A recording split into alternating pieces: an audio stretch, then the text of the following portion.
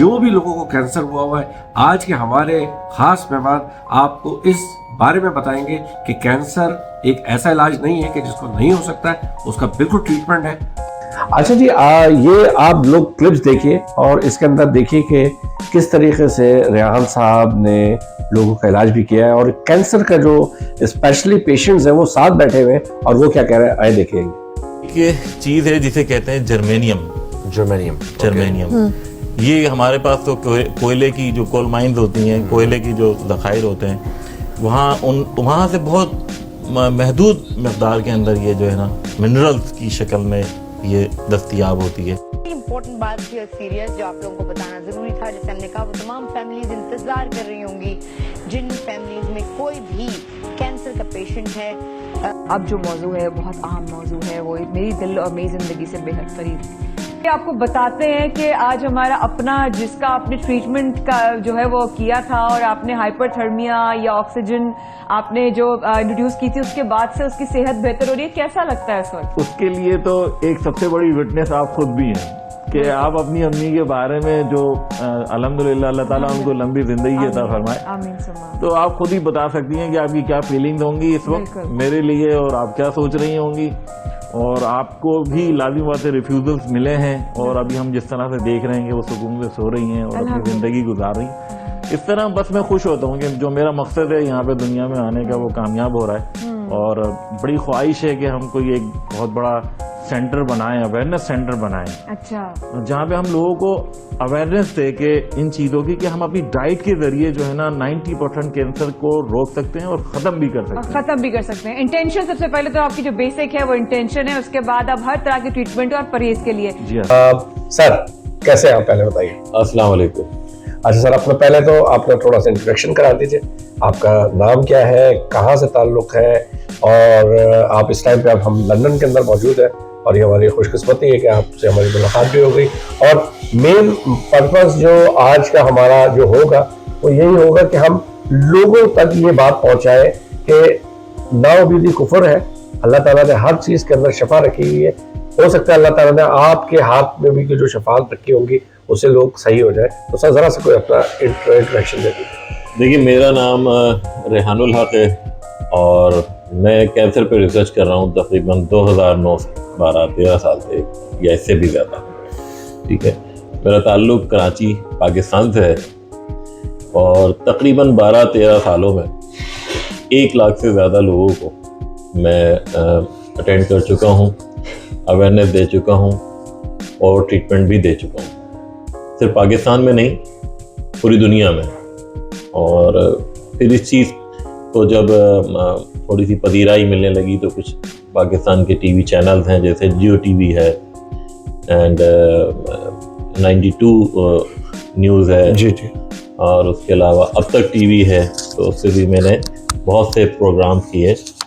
और बुनियादी तौर पे जो मैं काम कर रहा हूँ वो स्टेज 3 और स्टेज 4 कैंसर के जो पेशेंट्स हैं उनके लिए मैं काम कर रहा हूँ और उसमें मैंने बहुत सारी अचीवमेंट भी हासिल की हैं और दुनिया भर से जो अब तक की रिसर्च हैं उनको कलेक्ट किया है और एक डाइट प्लान बनाया है जिसके ज़रिए कैंसर के पेशेंट सरवाइव कर रहे हैं। अच्छा, आप बेसिकली रिसर्चर हैं और आपने रिसर्च करने के बाद लोगों को आपने इलाज किया और उसका कोई कुछ चंद अगर आप अपने साथ हमारे साथ शेयर करना चाहें कि कौन से ऐसे पेशेंट्स आए थे और आपने उनको इलाज करने के बाद उनको कितना अरसे का इलाज लगा और क्या उनकी इम्प्रूवमेंट आई, तो अगर बताना चाहें। देखिए, हमारे पास जो है ज़्यादातर जो लोग आते हैं वो आते हैं स्टेज 3-4 कैंसर के पेशेंट।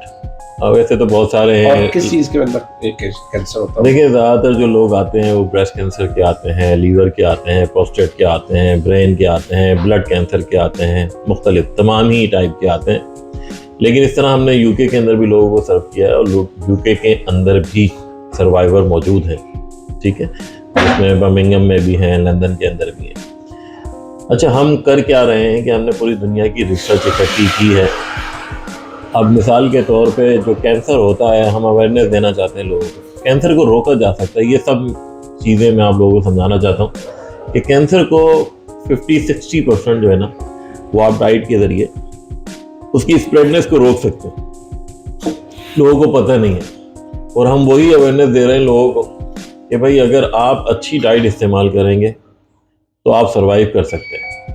अब मिसाल के तौर पे जो सबसे पहले हम लोगों को ये बताना चाहते हैं कि भाई आप जो है फास्ट फूड का इस्तेमाल नहीं करें, ठीक है ना।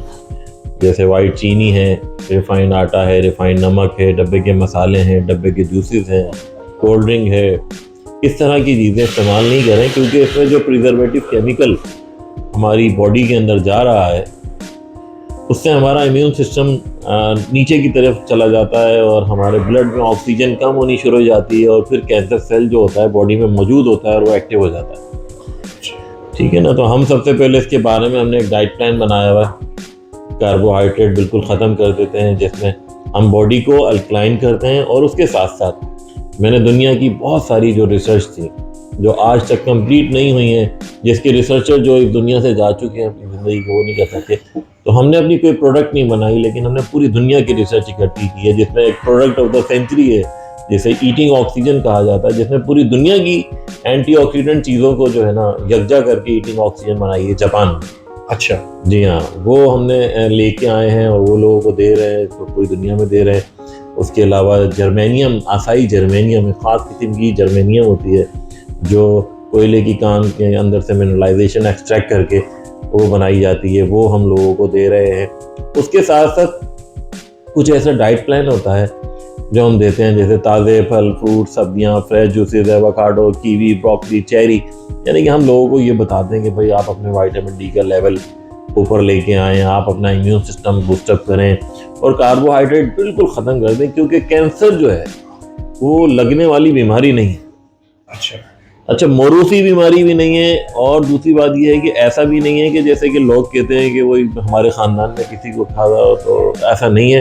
ख़ानदान में होता ही है कि बहुत सारे लोगों को चीनी खाने की ज़्यादा आदत होती है, किसी को मिर्चें ज़्यादा खाने की, किसी को गोश्त ज़्यादा खाने की आदत होती है, तो वो इस वजह से कैंसर जो होता है वो उनके ख़ानदान में चल रहा होता है। लेकिन बिल्कुल कैंसर को ख़त्म किया जा सकता है, कैंसर को रोका जा सकता है, लेकिन अगर अच्छे स्टेज में लोगों को अवेयरनेस मिल जाए, उनको गाइडलाइन मिल जाए, बिल्कुल रोका जा सकता है। अच्छा, बेसिकली आपके जो मुझे समझ आई अब तक के पीपल थिंक के जिस तरह पुराने दौरों के अंदर जब डॉक्टर्स नहीं होते थे, जो एक जनरल लोग नहीं होते थे, वो लोग भी इन्हीं चीज़ों के ज़रिए इलाज करते थे, जो हर्ब्स होती थी और अपना जो रूटीन जो टाइम होता था उसकी वजह से करते थे। आपने इस तमाम रिसर्च, तमाम चीज़ें इकट्ठी करने के बाद आप अब इन लोगों को जो इन कैंसर्स के मालिक होते हैं, आप उनको गाइड करते हैं कि आप लोगों ने ये चीज़ें करनी है। और उसके साथ ये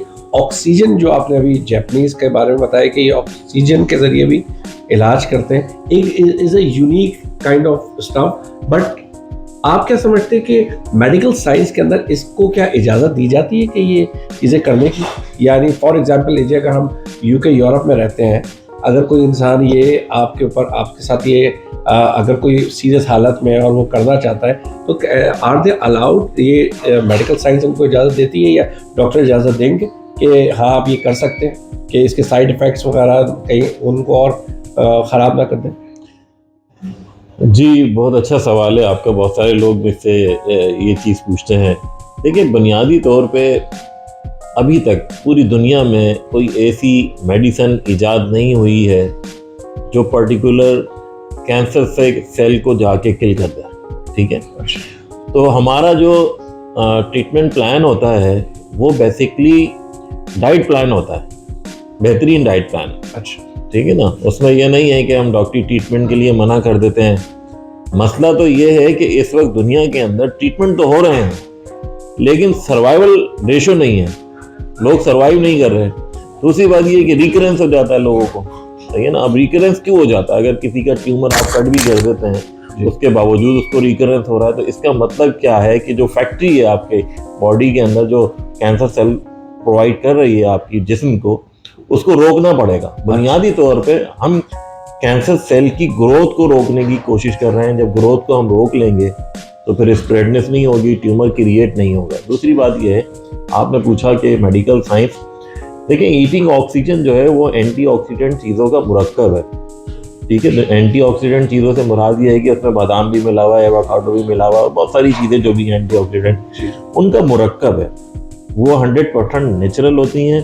पूरी दुनिया ब्यूटी के लिए इस्तेमाल करती है ईटिंग ऑक्सीजन को, क्योंकि ये आपके ब्लड सेल्स को बूढ़ा नहीं होने देती। दे होता तो है लेकिन वो बहुत सारी दुनिया इस्तेमाल करती है इसको, क्योंकि ये तो एंटीऑक्सीडेंट है ना। अगर आप अपनी बेहतरी के लिए अल्कलाइन वाटर पी रहे हैं और बादाम खा रहे हैं या कोई ऐसी चीजें खा रहे हैं तो इसके कोई साइड इफेक्ट नहीं होते। और during the treatment, during the chemotherapy अगर आप ये चीजें इस्तेमाल करते हैं तो आपको वीकनेस नहीं होगी।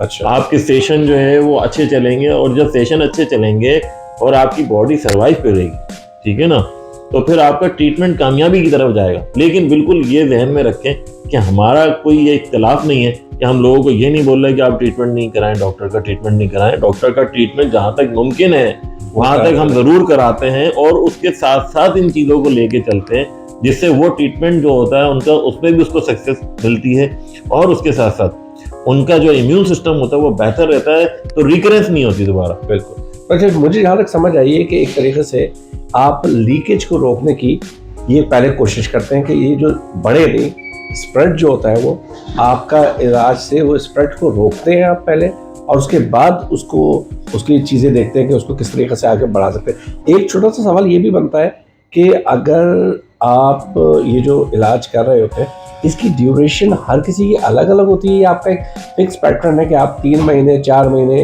या 5 महीने तक आप इलाज करें, उसके बाद आप देखें? हर किसी का एक अलग अलग जो टाइमिंग्स के साथ इसका ट्रीटमेंट का रिजल्ट आता है। देखिए सबसे पहले तो मैं ये समझाता हूँ कि अगर ये दीवार हमारे जो पीछे दीवार है, जी, अगर इसमें मिसाल के तौर पे जैसे कि कलर लग जाता है, दीवार भुरभुरी होनी शुरू हो जाती है, तो अगर हम इसको सिर्फ ऊपर से पेंट करते रहे और इसका जो देरीना मसला है वो ख़त्म ना करें तो ये दोबारा फूल जाएगी, ऐसे ही होता है। तो हमें इसकी रूट्स में जाके पहले जहाँ से वो पेनिट्रेट हो रही है वो चीज़ उसको रोकना पड़ेगा प्रॉब्लम। बिल्कुल सही। तो हम कैंसर के पेशेंट को यही समझा रहे हैं कि अगर तुम्हारा ट्यूमर को कट कर दिया गया है तो ये ना समझो कि कैंसर खत्म हो गया। हमारी जो फैक्ट्री है, हमारी जो बॉडी के अंदर जो कैंसर सेल प्रोड्यूस हो रहे हैं जहाँ से, हमें उसको रोकना पड़ेगा, उस सिस्टम को ब्लॉक करना पड़ेगा, खत्म करना पड़ेगा, ठीक है ना। अच्छा, दूसरा सवाल आपने क्या किया था, मुझसे क्या बात पूछी थी? दूसरा सवाल मेरा ये था कि एक तो ये सवाल था, दूसरा सवाल आपका मेरा ये था कि आप जो टाइमिंग है हर इंसान की ड्यूरेशन डिफरेंट। देखिए सबसे पहले तो मैं आपसे ये कहूँगा कि पूरी दुनिया के लोगों से मैं ये कहूँगा कि मैंने अपनी पूरी ज़िंदगी लगा के तकरीबन 15 साल लगा के रिसर्च की है, और मैं एज ए वॉलंटियर काम कर रहा हूँ, नॉट के प्रोफेशनल।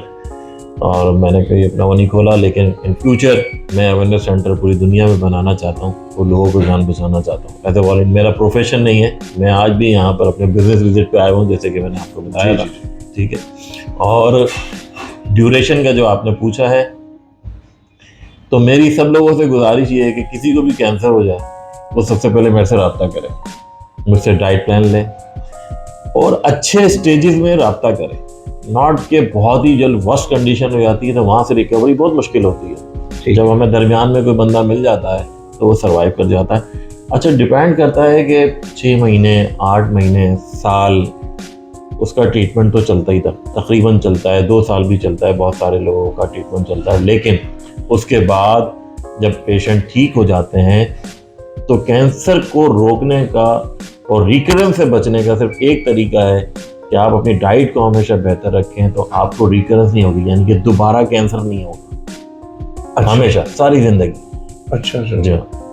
अच्छा, और ज़रा सा आप क्योंकि आपका मैंने क्लिप भी देखा था, वो माया एक प्रेजेंटर है जो पाकिस्तान की काफ़ी मशहूर प्रेजेंटर है, उनकी वालदा को भी होता तरह वो वाकई हमसे शेयर करें और उनका अब क्या उनकी हालत है, ज़रा उसके बारे में बताइए।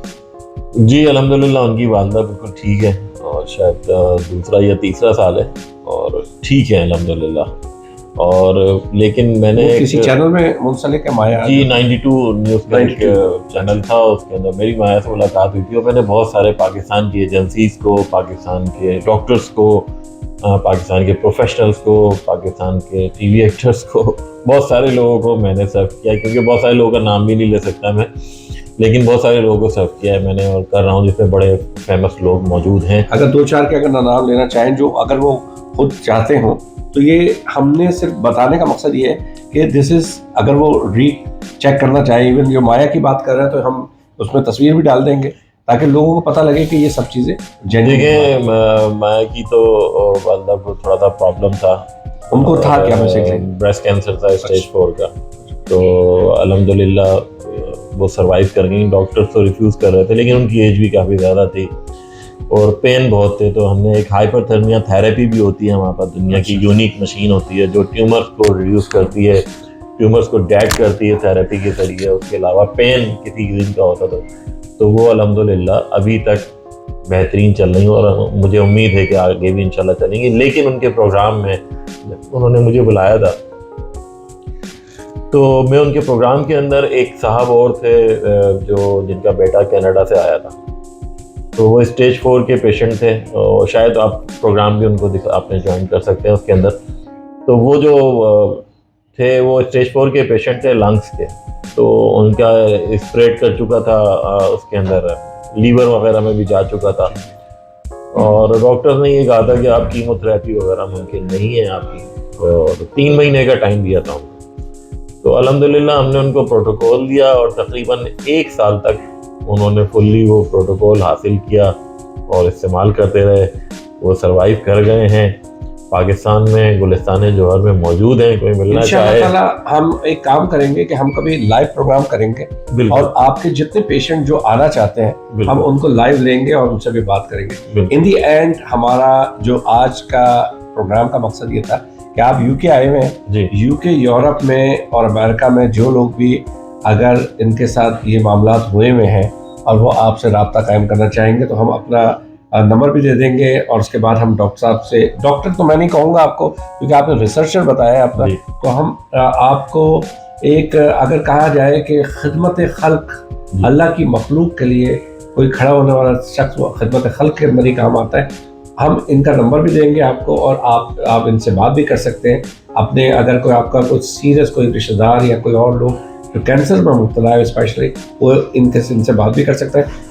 लास्ट में मैं एक सवाल ये करना चाहूँगा कि यूके में रहने वाले अक्सर और बेशतर यहाँ पे बच्चों के साथ एक बड़ा प्रॉब्लम है जो यहाँ पे ऑटिज़म का है। बच्चे यहाँ पे बोलना, किसी को मसला हो जाता है, किसी की मेंटल जो है वो थोड़ी सी डिले होती है। यहाँ पे यूके यूरोप में ये आम बीमारी है बिल्कुल बच्चों की। क्या इसका भी कोई इलाज आपका रिसर्च में आपने देखा? जी बिल्कुल, इनको ट्रीटमेंट दिया जा सकता है, लेकिन जनरली यहाँ के लोगों को मैं ये बताना चाहूँगा कि अपने बच्चों के साथ घर में उर्दू बोलें आप, ठीक है ना।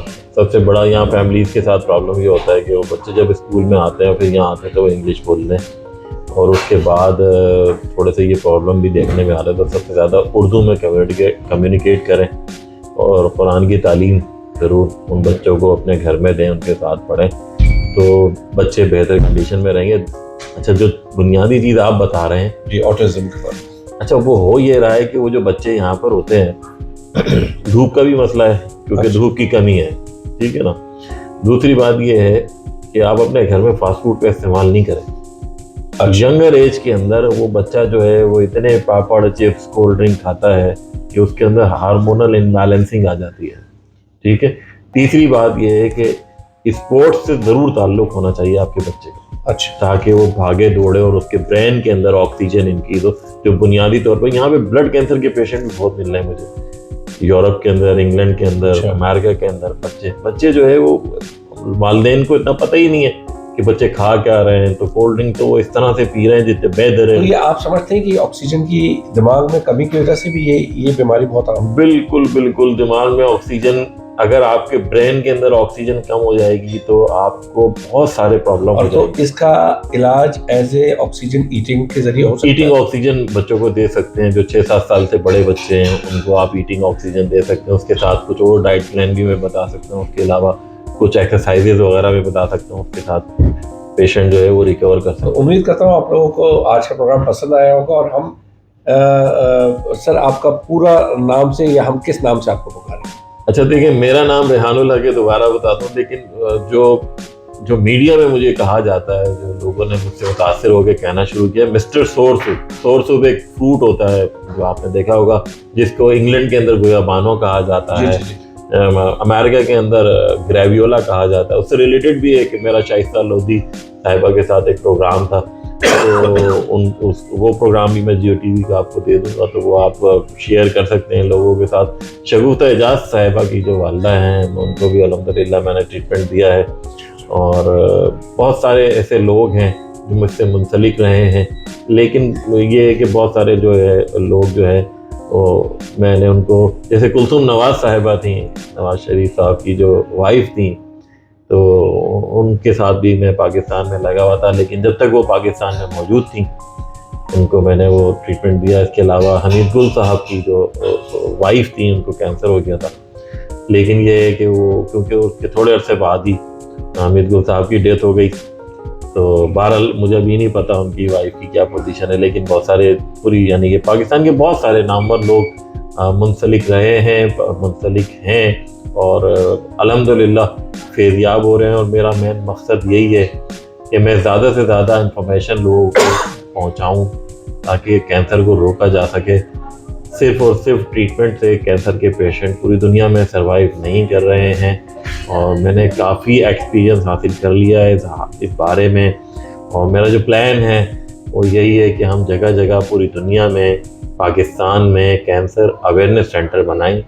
ट्रीटमेंट सेंटर तो पूरी दुनिया में मौजूद है, जी जी, कहीं सर्जरी हो रही है, कहीं कीमोथेरेपी हो रही है। और रेहान भाई, हम आपके साथ हैं इस आपके प्रोग्राम के लिए भी, और इस सिलसिले में हमारी जो भी मदद की आपकी ज़रूरत होगी, और मैं आपको बहुत शुक्रिया अदा करता हूँ सबसे पहले तो। और इसके ज़रिए, प्रोग्राम के ज़रिए हम कोशिश करेंगे कि ज़्यादा से ज़्यादा यहाँ यूके यूरोप में अवेयरनेस करें, और इसके साथ हम एक और प्रोग्राम भी करेंगे जो लाइव होगा, जिसमें हम क्वेश्चन आंसर भी लोग करेंगे। बहुत बहुत शुक्रिया सर आपका, और उम्मीद करता हूँ आप लोगों को ये प्रोग्राम बहुत मुफीद लगा होगा, और इससे अगर किसी की एक जान भी बच जाएगी तो हम समझेंगे कि ये प्रोग्राम जो है हमारा बेहतरीन दिया। बहुत बहुत शुक्रिया।